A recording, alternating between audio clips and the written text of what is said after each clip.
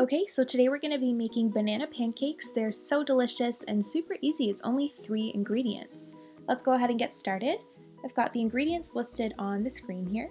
We've got 1 whole banana mashed up, 1 cup of non-dairy milk, I'm using almond milk, and 1 cup of all-purpose flour. This is your base, so you can add other things to it if you want, like chocolate chips. I'm not adding any of that today. So in a large mixing bowl, we're combining our milk and our mashed banana, and then we're just going to mix that around a little bit, get it nice and combined. And then on top of our wet mixture, we're adding our flour, and we're going to mix that together until it makes a pancake batter. Okay, so I left the grill on for a little bit too long, that's why the oil looks like that. But I'm just adding the pancake batter onto the grill using an ice cream scoop to get nice even scoops each time.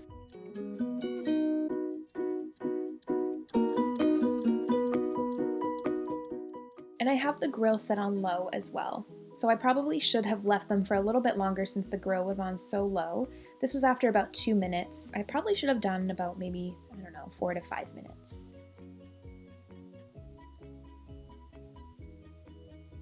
So this shot here shows what the color that they should be, a nice golden brown.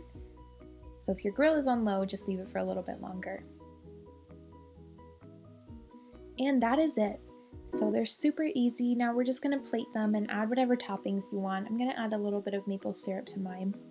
I hope you enjoy them. I hope you try them out. They're really easy and they're so good too. So let me know if you try them and have a great day. Bye.